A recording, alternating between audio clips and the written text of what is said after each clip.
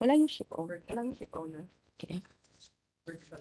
From the United Filipino Seafarers, we have Engineer Nelson Ramirez. From the civil societies, we have Attorney Gloria Estenso Ramos from the Oceania Philippines. From the Greenpeace Philippines, we have Mr. Jefferson Chua. And from the academy, we have Dr. Irene Rodriguez and Dr. Cecil Villanoy from the UP Marine Science Institute. Saan yun? Nasaan yun? From also present in this public hearing is the ship owner. We have Miss Pritziti, UP. Vice President of RDC Yield Marine Services, the owner of the MT Princess Empress. Can we ask the UP Marine Science to sit in here? Yes, Madam Chair. Nasaan sila? Online ba? Online ba? Online sila. The UP Marine Science Institute representatives po are online po. Online. Virtually. Okay. That is all, Madam Chair. Okay. Thank you very much. Our agenda at today's public hearing refers to the recent Oriental Mindoro oil spill incident. Senator Francis Tolentino rendered on March 6, 2023, a privileged speech on the issue, while I filed proposed Senate Resolution number 537, directing this committee to conduct an inquiry in aid of legislation on the escalating oil spill from the sunken tanker Mount Princess Empress that is causing surmounting damages to the marine ecosystem and biodiversity among its other adverse effects. Both Senator Tolentino's privileged speech and the said proposed resolution were referred to this committee. As a backgrounder, we have gathered from reports and other sources that on February 28, 2023, an oil tanker called Mount Princess Empress that was carrying a cargo load of around 800,000 liters of industrial oil encountered engine trouble due to overheating. The rough seas allegedly made the vessel drift towards the vicinity of Balingawan Point in Oriental Mindoro until it capsized and sank off the coast of Nauhan in the said province. It was reported that the stranded crew were timely rescued prior to the sinking of the ship. The oil from Mount Princess Empress started to spill and spread in the vicinity not long after it sank. And we gathered from Bulletin Number 3, dated March 4, 2023, of the University of the Philippines Marine Science Institute that based on the oil spill trajectories made, the oil spill could Occidental Mindoro, 5 municipalities in Palawan, and 1 in Antique.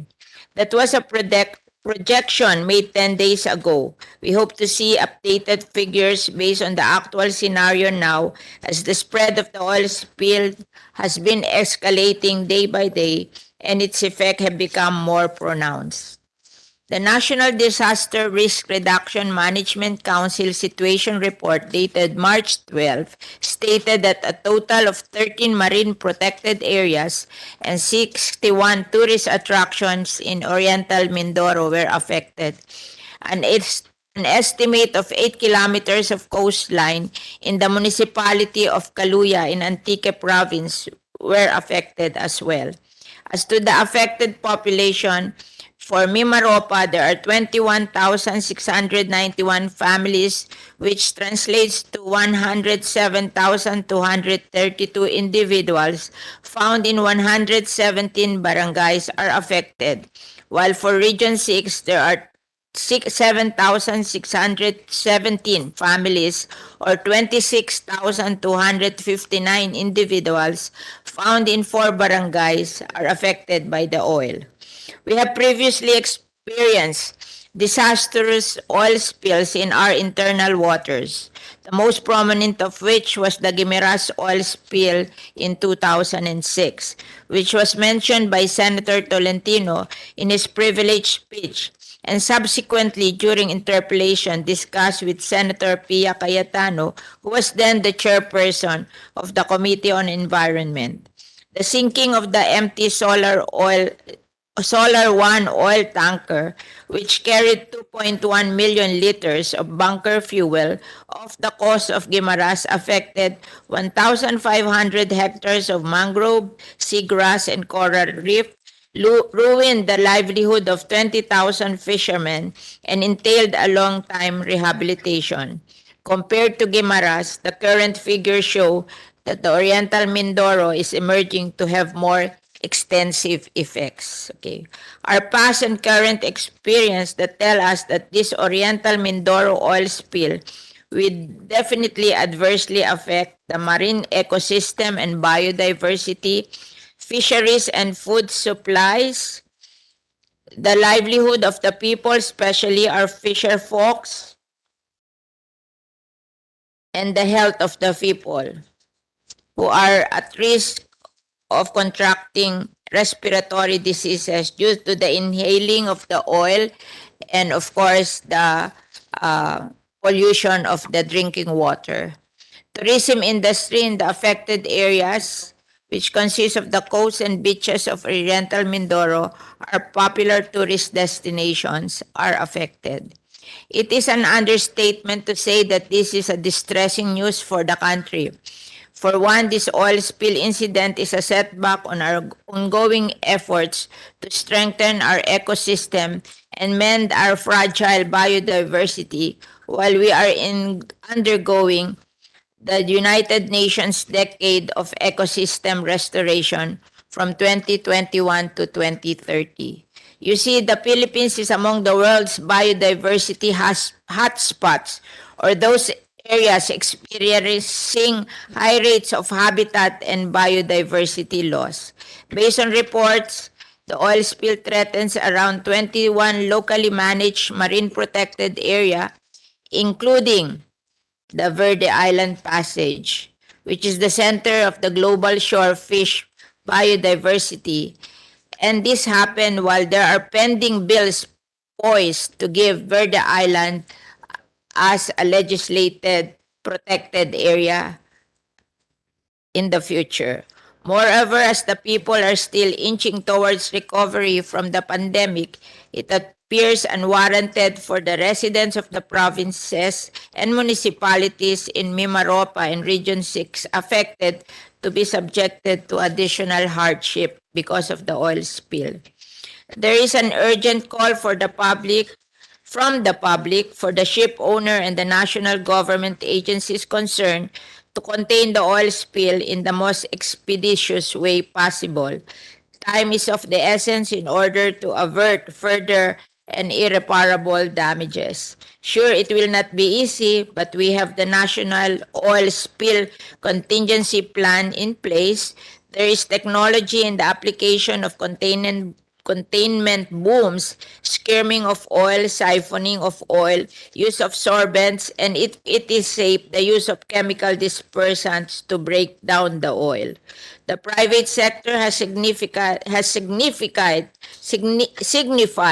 willingness to help. It was also reported that Japan and the US, who have experts in oil containment and recovery, signified willingness to help too. We hope to learn and see what will be the calibrated actions of our relevant government agencies towards the goal of oil containment. However, while it is the oil containment which seeks urgency, the following relevant questions has also been raised. How are the affected residents, especially those who have lost their livelihood, being assisted? How will they be compensated for the disruption and damages they are suffering? Senator Tolentino has raised the issue on seaworthiness. Did our regulatory agencies such as Marina and the Philippine Coast Guard exercise appropriate judgment in according seaworthiness to Mount Princess Empress? Did they take into consideration the probable circumstances such as the oil spill, and were the presence of maritime protected areas in the vessel navigational route taken into consideration? Senator Legarda has raised the issue of whether maritime mishaps are happening because our maritime enforcement agencies are lax in implementing our maritime laws, are vessels with poor condition allowed to ply out sea routes? Senator Pia Cayetano pointed out that there exists an oil pollution management fund created under RA 9483, or the Oil Pollution Compensation Act of 2007, which is the law she championed in the aftermath of the Guimaras oil spill. Is that fund intact and ready to be used during oil spill occurrences? Those are some of the relevant questions begging for answer. We will now hear from our other senators who may wish to give their opening statement as well. But mag-opening statement ba, senators, or yung ano na? Madam Chair, So, Madam Chair, yes. Yeah. Uh, we will give the first chance to Senator Tolentino, who is in Camarines Sur, and he is afraid that his online presence might not be continued. So he wants to give his opening statement now. thank you, Madam Chair. First of all, I'd like to apologize to the members of the committee as well as the resource persons present that I'm not physically present because I have several times postponed this trip to Camarines Sur and I'm here in Gainza, Camarines Sur right now. But at the outset, Madam Chair, I'd like to thank you for hearing the content of my privileged speech delivered last March 6 this year together with your proposed resolution. Madam Chair, talaga po nakakalungkot at ang dami pong tatamaan na fish sanctuaries, sa Nauhan, Tuhod Fish Sanctuary, sa Pola, yung Bakawan Fish Sanctuary, sa Peter Darak, sa Pinamalayan, among others, runs of Fish Sanctuary sa Gloria, yung Tambok Fish I want to inform the senator, Sanctuary, among Senator Tolentino, that they are all here, the mayors of those towns in Negros Oriental. They are all here now in the session hall. Mindoro Oriental. They are all now here in the session hall. Kaya na po, dear mayors, wala po ako dyan dahil matagal na pong kompromiso itong sa Camarines Sur. Pero ako po katulong po ninyo at binabanggit ko nga po yung mga naapektohang fish sanctuary sa Bungabong, Anilao Fish Sanctuary, sa Pansalay, ganun din po yung Santa Brigada at hanggang sa Bulalakaw po, yung pong Balatasan Fish Sanctuary. Madam Chair, ang gusto ko pong maliwanagan dito, salamat po at nandyan po yung may-ari po ng RDC. Kahit po siguro wala ako mamaya, siguro po pwede pong mag-ulat at matanong, sagutin nila. Ito pong ating, ito pong MT Princess Empress na pag-aari ng RDC ay covered po ng isang $1 billion protection and indemnity insurance. So sana po sa bawat insidente ng oil spill, po yung inspection at ano po yung status ng RDC insurance claim. Dito po siguro tutuon yung mga tanong ko kung ako po ay nandyan. Pero gusto ko pong maidagdag, Madam Chair, kahit po hindi pa ito nababanggit, yung ginagawa po ngayon, ako po ay sumulat din sa Japanese government sa pamamagitan ng Japanese Embassy at nagpapasalamat po tayo, sila po ay tumutulong ngayon at magbibigay pa ng equipment. Subalit ito pong nangyayari ngayon, yung plankton po na habitat po ay weeks and months ang paglilinis po. Yung mga beaches po, yung mga tabindagat ay 1 to 2 years. Sang-ayon po ito sa International Tanker Owners Pollution Federation. At yung rocky shores po ay 1 to 3 years. Yung sheltered rocky shores naman po ay 1 to 5 years. Yung salt marsh po ay 3 to 5 years. At yung mangroves po ay mahigit 10 taon ang paglilinis, Madam Chair. So, aabutin po talaga ng mahabang panahon po ito. Kaya kailangan po matuntun po dito kung sino po yung gagastos, kung pwede pong gamitin itong manggagaling sa Oil Pollution Compensation Act na nabanggit nyo kanina, at ito po ay manggagaling po sa insurance ng Princess Empress. Dahil po sa batas, sa Section 1 po ng kanilang IRR sa Republic Act 9483, for every delivery ng oil bunker, meron pong 10 centavos per liter for oil, every delivery ang dapat po ay maibigay sa compensation fund. Ito pong funds po ito, Madam Chair, ay ina-administer ng Marina. So sana po masagot ng Marina ito kahit wala ako mamaya. Paano po i-implement ito para matugunan yung mga pangangailangan ng mga kababayan natin sa Mindoro Oriental, doon sa Siyam na Bayan at maging sa Taytay, Palawan. Sa Coast Guard po, ganun din po siguro, paano po sila tutulong-tulong at yung paborito ko pong BIFAR, siguro po dapat magbigay po ng update sa status ng fisheries sa affected areas. Mag-update ba ang BIFAR? Uy, Opo, Madam Chair, marami po akong katanungan pero naniniwala po tawagin ako mo. Patawag mo. naniniwala po ako, Madam Chair, yung Marina, BIFAR ay makakasagot sa maraming katugunan, lalong-lalo na po sa mga tanong ng ating mga alkalde nandyan po sa committee room ngayon. At naniniwala po ako, Madam Chair, na yung ating mga kasamahan ay madadagdagan pa itong katanungan kong ito. Muli po, nagpapasalamat po ako sa pagdinig doon sa aking privilege speech at sana po matugunan kaagad ng lahat, maging ng pribadong sektor, ang mga pangangailangan po ng Mindoro Oriental. Lalong-lalo na po yung pola, na alam ko po halos maitim-itim na po yung tubig sa kanilang baybayin dagat. Maraming salamat po, Madam Chair, sa pagkakataong ito. Ako po nasa malayong Okay. lugar. Kuna na tong si Ang aking Hontiveros. pagkakataong ay kasama po dyan. Diba? Salamat po, Madam Chair. Oh, tapos Hontiveros. Madam Chair. Oo nga, pero naandito to eh. Sige po. Madam Chair. I just want to acknowledge the presence of Senator Tulfo in the hall, yeah. And I wish to recognize Senator Hontiveros for her comments. Salamat po, Madam Chair, at isang magandang umaga po sa ating lahat. Bilang panimula ay nagpapasalamat ako kay Chair Cynthia sa pagdinig na ito sa isang issue kung saan nakasalalay ang buhay ng isa sa pinakamahalaga at pinakamayamang bahagi ng ating kalikasan. Dito rin nakasalalay ang kabuhayan at kalusugan ng ating mga kababayan sa Mindoro, kung taga saan din yung aking maternal lolo, sa Nauhan mismo po, sa Batangas, Palawan, Antique at iba pang karatig pook. Narito po tayo ngayon upang alamin ang pinakaugat ng naging dahilan ng trahedya ng pagkalubog ng MT Princess Empress at ang pagtagas ng langis mula dito, putting at risk one of the richest biodiversity sites in the world, putting at risk the livelihood of many of our kababayan.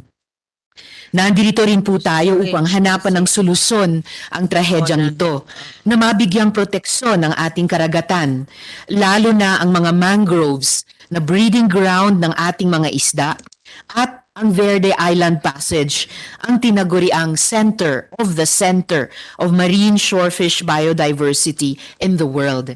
Kailangan nating sama-samang hanapan ng solusyon at bigyan ng suporta ang ating mga kababayan sa pangingisda. Ang ating mga kababayang sa pangingisda kumukuha ng ikabubuhay at kilalanin ang kanilang mga pagsisikap na maprotektahan ang kanilang kabuhayan. Kamakailan lamang ay pumunta kami ni dating Senador Kiko Pangilinan sa Mindoro Oriental upang maghatid ng tulong para sa mga nabiktima ng malalang pagbaha sa lugar. Matapos sa mga pagbahang ito, slick naman ang kinakaharap nila ngayon. The threat that this brings to the Verde Island Passage will impact not only the people living in Mindoro and nearby provinces, but as the area with the highest concentration of coral reefs, fishes, and mangroves, it will also negatively affect the country's food supply. Ang ganitong kalaking problema ay nangangailangan ng sama-samang pagkilos mula sa iba't ibang sektor ng lipunan. Nagpapasalamat din tayo sa mga bansang nagpaabot ng kanilang intensyong tumulong. They are reaching out because they recognize the ecological and social importance of our seas. Madam Chair, the urgency of this matter cannot be underscored enough, and we welcome all the help we can get. We need all the help we can get. Marami pong salamat.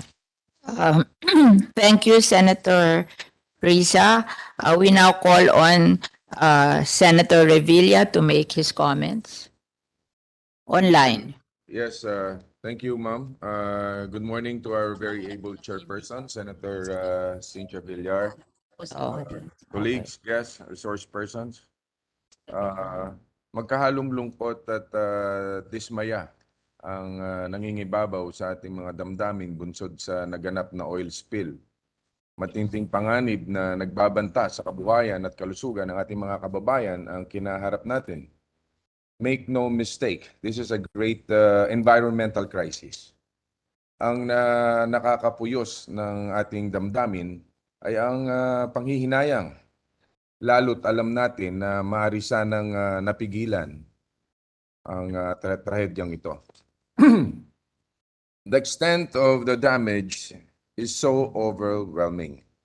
Nakakapangilabot at na malaman ang lawak ng nasira sa ating likas na yaman na alam nating pinaghuhugutan ng kabuhayan ng maraming mga Pilipino. In just a span of 2 days after the incident, the Philippine Coast Guard reported that the oil spill was already 6 kilometers long and 4 kilometers wide, covering an area of 24 square kilometers. Madam Chair, that is already 41 times size of Luneta Park. Kung Bigyan mo yung bigay mo sa akin ang pangalan. nung unang 2 araw ng insidente, ganyan ang kalaki ang sakop ng pinsala, imagine how much worse the damage is almost 2 weeks later without clear and immediate plans to remedy it. Comment pa siya. Ang Magre-report siya unang kasama kalikasan dito. ay patuloy na nagdurusa sa bawat segundo na tanong mabagal na pagkilos ay nangangahulugan lalong pagkawasak nito. Dagdag pa dito ay ang dumadaming bilang ng mga apektadong kababayan natin na nagkakasakit. Alam natin ang panganib sa kalusugan ng oil spill. Pero higit pa riyan ang banta sa hanap buhay ng mga mangingisdang humuhugot ng pagkakakitaan sa katubigan. Ang lumong balita nga ay hikaws na ang ating mga kababayan doon. At silang tagahuli ng makakain, silang mga walang makain. Ang turismo, bagsak. Hindi lang kalikasan ng nawasak, pati buhay at kabuhayan ng mga tao sobrang lagapak. Labis ng nakakaalarma ang pangyayaring ito. But we are already here. A point of no return for our once pristine and blue seas. The damage has been done. Be that as it may, we cannot remain unfazed by the threats to our environment for the oil spill. Kagyat na aksyon ang kailangan upang supilin ang pinsala sa lalong madaling panahon. Madam Chair, let me reiterate that we should tighten the regulation on ships and tankers that we will allow to voyage our seas. Kung sa inspection pa lamang, kulang na tayo. Para bang sinadya na rin natin na mangyari ito? Pasensya na po kayo kung mapangahas ko itong sasabihin. Those whose negligence caused the oil spill should be held equally, if not more, liable. Sila na dapat tumatanod at nagbabantay sa ating mga katubigan ay may higit na pananagutan. And as the actor mainly responsible for this unfortunate event, RDC, Real Marine Services Inc., you must take full accountability and should be at the forefront of cleaning the mess you made. Hindi pwedeng hahayaan na lang nila ito. Ang sasagot ay problemang dinulot nito. Huwag nyo na lang gawing excuse yung insurance ninyo. Hindi matatapatan ng bilyon-bilyon, no, ang damage sa ating karagatan. Dahil kailanman na hindi niyan maibabalik at hindi niyan kayang tumbasan ang likas na yaman na nasira. Tingnan nyo sa mata ang mga mangingisda na hindi magkanda ugaga sa paghahanap ng madidilensyahan dahil sa kumakalam na sikmura ng kanilang mga pamilya. For everything that you do or fail to do, the consequences will be borne by your conscience. At habang inuusig kayo ng inyong konsensya, asahan niyong aabutin din kayo ng ngipin ng batas at hindi kayo makakatakas. Maraming salamat po, Madam Chair. Thank you, Senator Revilla. We now hear from Senator Robin Hood Padilla. Magandang umaga po sa ating minamahal na ginang na tagapangulo. Ano po kung masyadong sasabihin na mahal na tagapangulo kung hindi. Maraming salamat po sa lahat ng dumalo. Alam po namin na abala kayo sa ganap na ito. At isa pong malaking hinga sa amin ang makasama po kayo. Maraming salamat po, mahal na ginang tagapangulo. Thank you, Senator Padilla. We now hear from Senator Tulfo. Good morning, Madam Chair. Senator Cynthia Villar, my esteemed colleagues, Senator Robin Padilla, Senator Risa Ontiveros, Senator Francis Tolentino, Senator Bong Revilla, and Senator J.V. Ejercito, and other guests. And good morning to all. Before anything else, I would like to commend my colleague, Senator Francis Tolentino, for calling our attention to this incident, which is a matter of public concern, in this committee for taking it up with urgency. Let me go straight to the point, Madam Chair. I'm here to find out if our laws are sufficient to hold people responsible for the oil spill liable for what has happened. Can they be held civilly or criminally liable? The problem of oil spill means so much more to our country than any other country. Kasi nga po, tayo ay isang archipelago. Binubo tayo ng mga isla at pinalilibutan ng tubig. It has threatened the marine biodiversity of the island passage. It has affected the tourist destination in Oriental Mindoro, Antique, Palawan. And based on forecast, it might also reach Romblon and Boracay. Ang ating mga kababayan ay umaasa sa ating yaman dagat. Kaya hindi po birong epekto sa ating bayan ng mga ganitong oil spill. As mentioned by Senator Tolentino in his speech, madami naman po tayong batas na nakalatag para proteksyonan ang ating karagatan at yamang dagat. But we have to reinforce this. Republic Act 9483 or the Oil Pollution Compensation Act 2007 is silent as to the other liabilities and responsibilities of the ship owner or the charterer. RA 9483 merely exempts the charter from claims for compensation pollution damage. Parang mali po yata to. The charterer should also have a liability. I'm also concerned on the capability of our Coast Guard to prevent and contain these oil spills. The Philippine Coast Guard was given a budget of 1.3 billion pesos for its Marine Environmental Protection Program. Ano po magagamit ito para maproteksyonan ang ating yaman dagat sa mga oil spill? How fast can we clean up this oil spill to maximize the damage it will cause marine wealth? I hope to be able to get answers to these questions during this hearing, Madam Chair. I'll expound on them and raise other concerns later. Maraming salamat po, Madam Chair. Maraming salamat, Senator Tulfo. And so we proceed with our presentation. The order of presentation would be number 1, Philippine Coast Guard. Number 2 is Marina. Number 3 is DNR. Number 4 is National Disaster Risk Reduction Management Council. And number 5 is BIFAR. So we will proceed with the presentation and then afterwards we are free to ask questions. Okay. I just want to acknowledge the presence of BIFAR Assistant Director Isidro Velayo and of course USEC Jonas Leones of DNR. Okay. I'm sorry, Secretary, I didn't see you. So I want to acknowledge the presence of Secretary Maria Antonia Yulo Loizaga. Oh, ando na. Magsasalita ba siya? Okay. So, before we proceed with our presentation, Senator Escudero would want to say something before we do the presentation. He's online, so we recognize Senator Escudero.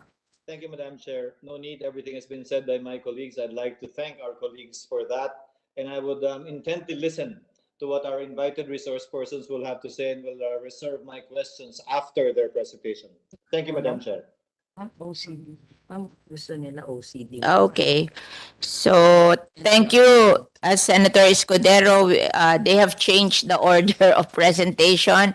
We will ask first the Office of the Civil Defense to make the first presentation. We recognize Secretary Carlito Galvez Jr. Honorable Senator Cynthia Villar, the chairperson of the Senate Committee on Environment, Natural Resources, and Climate Change. Our distinguished senators present, resource persons, ladies and gentlemen, Secretary Loizaga, Environment, Natural Resources, and Climate Change on the oil spill in Mimaropa and Region 6, resulting from the wreckage of Mount Princess Empress off the coast of Oriental Mindoro last 28 February 2023. We commit to cooperate in any way we can to help the August body in its investigation on the incident and pledge that we will answer questions from the committee to the best of our knowledge.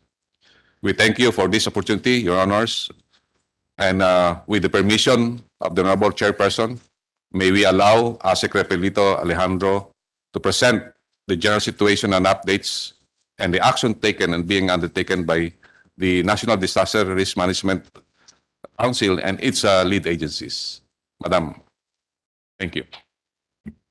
Thank you, General Galvez. Secretary Galvez. We recognize Sec Alejandro. Thank you, Madam Chair.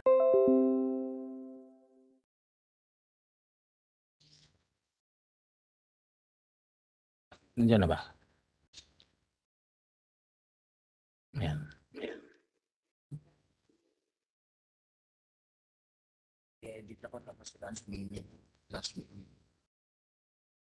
Next slide, please.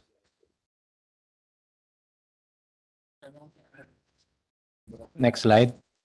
To start, allow me to begin with the situation overview. We will now discuss the timeline of events of this incident. On February 28, 2023 at 4:16 in the morning, a vessel identified as MT Princess Empress was reported half submerged. The vessel had 20 men on board and 800,000 liters of industrial fuel oil.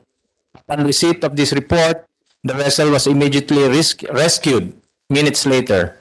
All crew were reported to be in good physical condition after being rescued. On March 1, 2023, the vessel submerged upon aerial and naval surveillance operations.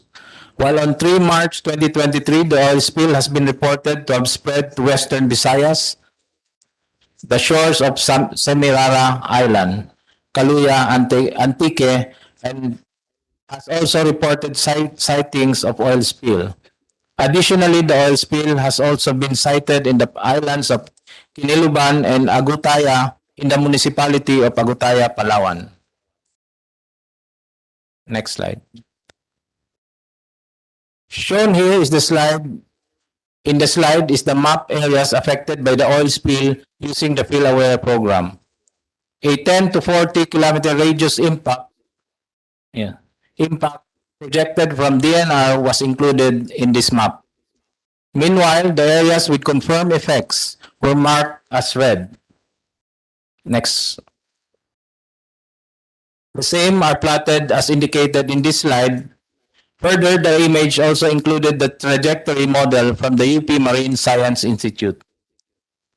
To expand further on the projection, the area was focused on the location of the tanker. Most of the oil is projected to end up along the coast of Polo Bay.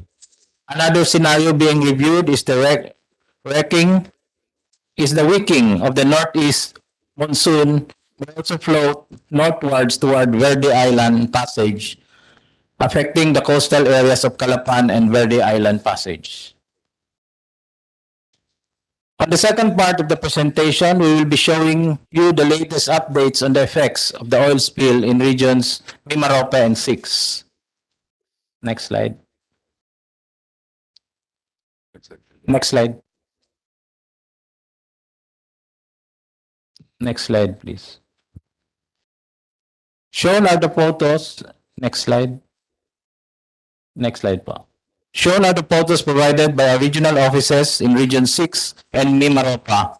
the PDRIMOs with our PCG personnel conducted cleanup operations and naval inspections of the affected areas. For its effect, a total of 68 areas were reported to have been affected in regions Mimaropa. 122 persons were also reported to have been ill due to the incident. While some of these ill persons experienced vomiting, diarrhea, majority of the ill persons reported dizziness due to inhalation of chemicals present in the oil spill.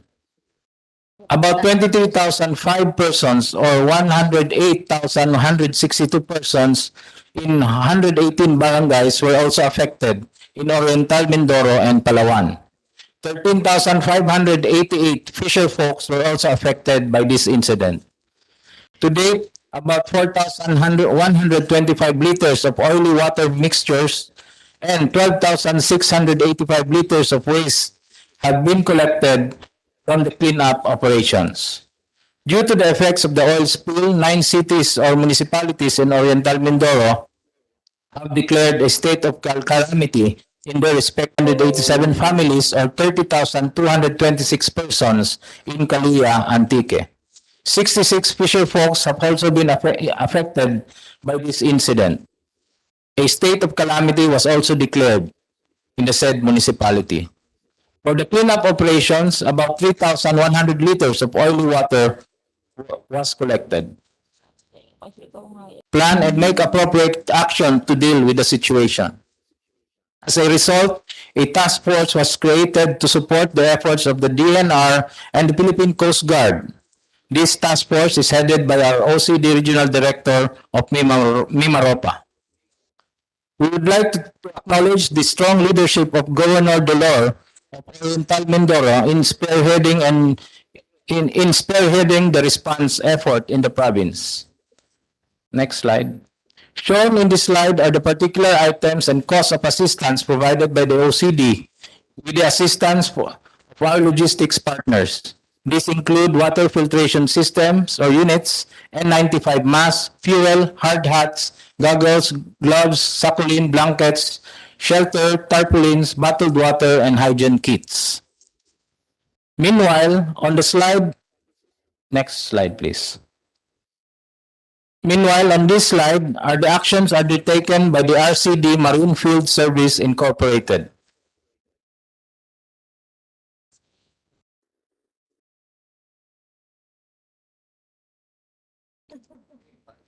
Next. The above images were produced using the modeling NOAA genome software.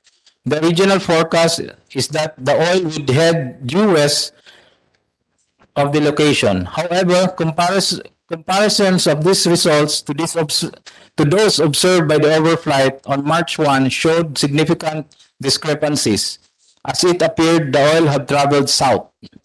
The results closely match on the site observation of the southerly moving slick. Oil was predicted to strand in the eastern side of Mindoro, east of Pola, as shown on the map. Next slide. The map shows, the next map displays the progression of the slick over time based on various inputs that were received. Projections will still be updated as the situation remains to be monitored. Other factors are to be considered, such as weather conditions and sea current, that may also affect the trajectory of the oil slick direction. These assessments are being disseminated to the RDRIMC member agencies and our regional counterparts. Next. We have conducted several aerial inspection over Oriental Mindoro. We visited also areas affected by this situation and get clear picture of the magnitude of the effects to identify the immediate needs of the local authorities. Next slide. As regards the actions taken, the NDRIMC has issued Memorandum Number 15, 2023, dated 6 March, for the activation of the 4 response clusters, namely the logistics cluster, the food and non-food cluster, the health cluster, and the search, rescue, and retrieval clusters. And they are on standby to assist the effort. In addition, the Secretary of National Defense has directed the tapping of the AFP reservists in the area to assist in the oil spill response. Moreover, the NDRIMC has recommended to the Office of the President the acceptance of assistance from Japan, the United States, and South Korea. That ends my presentation, Mr. Chair. Thank you, OCD. We now hear from the Philippine Coast Guard for their presentation. Thank you.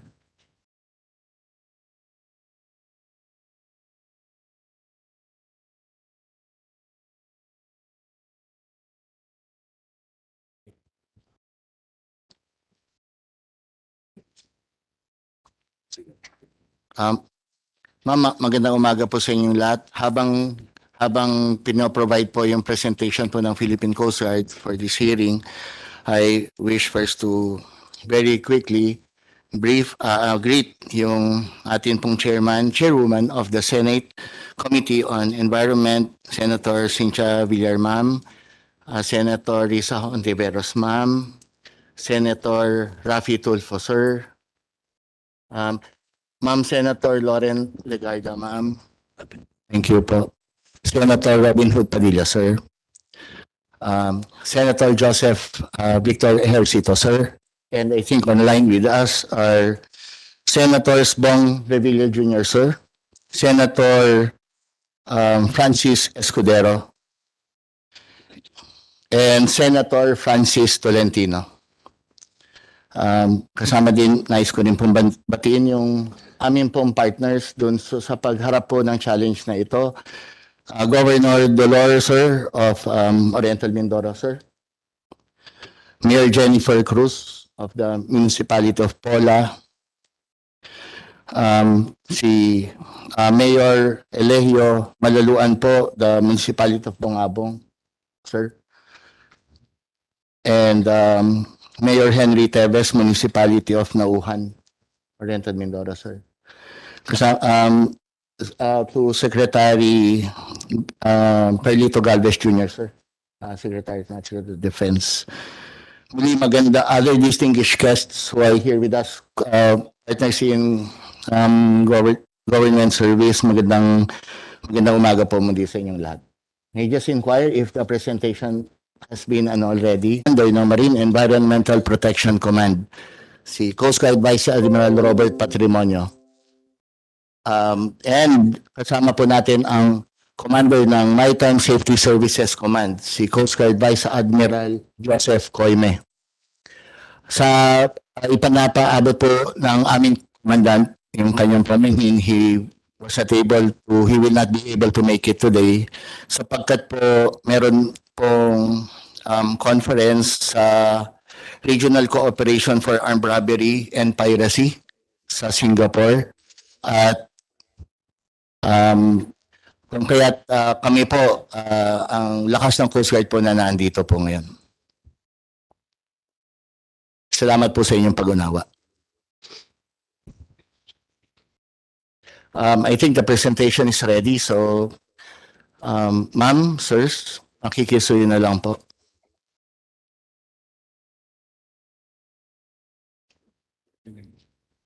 Ito po ang yung previous slide po, please. Ito po yung mga parte po ng aming iprepresenta po ngayon. Very brief background, yung response po natin sa PCG, what we did right away. In other words, yung affected areas, as of this day, yung aming pong nakulate from reports on the ground. And then the Philippine Coast Guard efforts na aming pong ipapakita by the day. Kung paano po yung naganap by the day. Interagency initiatives, interagency and international initiatives po natin na nabanggit din po ng ating butihing chairperson po. And for the way forward, I hope you will allow me to just to deliver it in my own words sapagkat po ang forward naman natin po talaga ang bottom line nyo is continued and aggressive operations on these oils. Next please. Ang nakikita po natin dito ay ang natuntun po na location. Katulad po ng ini-report din po kanina. At nakasaad din po dito na yung barko ay nanggaling ng Bataan papunta po ng Iloilo. At noong, hindi ko makita eh. Noong nung Sunday po ay lumayag siya. At nung Tuesday, naganap po yung trahedya ng kanyang paglubog. 28 February. Next slide please.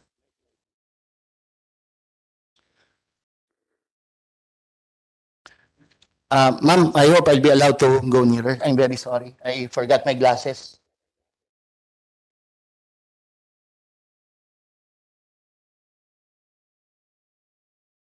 If I may continue po, thank you very much. Sige lang. Nauna po sa chronology po natin, nauna po ma'am, ang rescue ng tao. At sa kabutihan palad, may dumaan po na Empress. So na-rescue sila, 20. At na-facilitate din po ng Coast Guard sa pagkatrabaho din ng Coast Guard ang tungkol dito sa buhay ng mga crew. So moving on forward, noong 12:55 po ng gabi, ng hapon, yung ating helicopter po umalis papunta sa incident area. At doon nila natuntun at nakita yung traces of oil spill. Meanwhile po, nung pagkakataon nito, yung mga floating assets po natin, the boats that we have, responded as well. But they reported very, very rough seas. Noong 6:30 po ng hapon, by procedure, nag-activate na po tayo ng National Strike Force at nag-mobilize na po tayo papunta ng Calapan. Nung na-receive yung report ng distress, kaya po ang Oriental Mindoro na station, substation ng Calapan, ang SAU, yung guidance po natin ng Calapan, ang Marine Environmental Protection Unit Oriental Mindoro, ay lahat yung nagtuno upang makita kagad yung assessment at mailatag kagad yung nakarampatan na pag-responde po. Next please. Thank you very much. So ituloy po natin, nag-deploy po tayo ng helicopter para mag-aerial surveillance. Yung barko po natin 97 meters, yung galing po ng Japan, ay proceed po sa area. Makita at magkaroon tayo ng maraming sources ng assessment. Yung strike force po natin ng oil spill na-mobilize at na-proceed po sa Oriental Mindoro. Next slide please. Noong day 2, yung ating Marine Environmental Protections Marine Science Investigation Force ay sumakay ng ating Islander 251 para po pumunta doon sa Oriental Mindoro. Yung Crisis Management Committee po na pinangungunahan po ng inyong abang lingkod, create din po kagad. Yung Titan Malayan Towers, nakarating po ito sa Port of Calapan. Ito pong tugboat na Titan, ito po kinumisyon po ito ng may-ari bilang kanilang response action. At ito, nung araw po ito, ay sa distansya po na ating pinakita kanina, na mga 11 nautical miles away, seeing the oil coming out, ito po kasi paggamit ng dispersant, in as much as there are environmental considerations,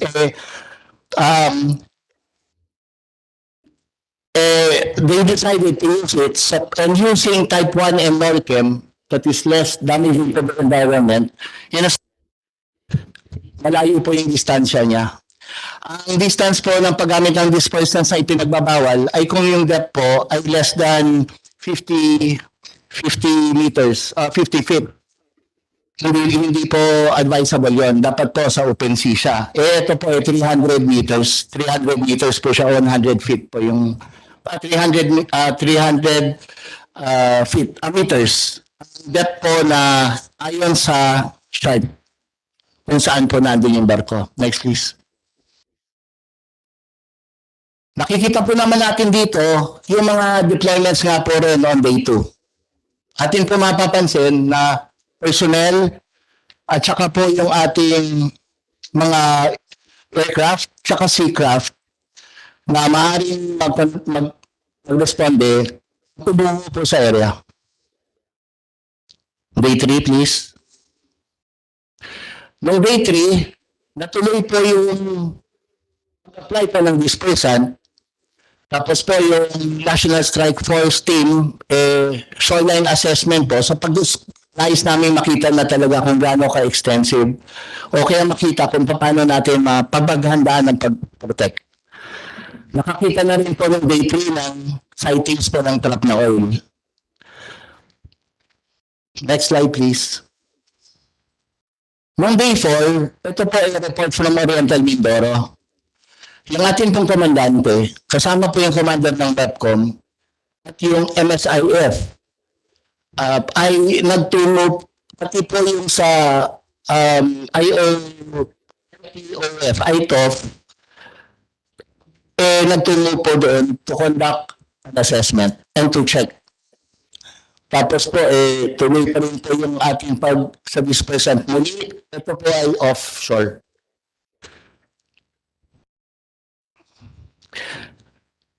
Samples rin po kumuha na rin po ng samples. At dito po nagsimula yung proseso ng pagkuha ng sample at para makita po kung anong type ng oil na yung nakukuha, kung magmamatch po siya dun sa oil ng tanker. Next please. Nakabanggap na rin tayo ng day 4 po. Ito po ay ng 03 March. Ang ulat na ito from Antique. Noong hapon po ng 23 March, 03 March, nakakita na po ng oil slicks sa shoreline sa barangay Tinogbok, Calaya, Antique. But not as much as that what was seen in Oriental Mindoro. Nagkaroon pa ng konferensya, nag-designate na rin po ng oil spill response team o naglagay na rin sa Coastal District, Western Visayas, kung saan sinasakop po ang Antique. Next please. Noong day 5, sa report sa Oriental Mindoro, yung ating na may karagdagan po tayo na nagtungo doon. Yung Titan at yung M708, tuloy-tuloy po na naandoon sa vicinity. So with our National Strike Force Team, Marine Science Technicians, one personnel from the Incident Management Team also went there. With the indulgence po of this August body, yung day-by-day accounting po of how many were collected will be provided po, sir. Meron po tayong general idea of the results of the actions taken. Next slide, please. Day 5, report from Antique. May collected po na 8 grams of oil water weights among the highlights of this day from Antique. Next, please. Day 6, report from Oriental Mindoro. Nag-attempt po tayo mag-proceed sa source ng oil spill, ngunit, katulad ng akin nabanggit, height of 2-3 meters po yung dagat, kaya even the oil spill booming will not be effective.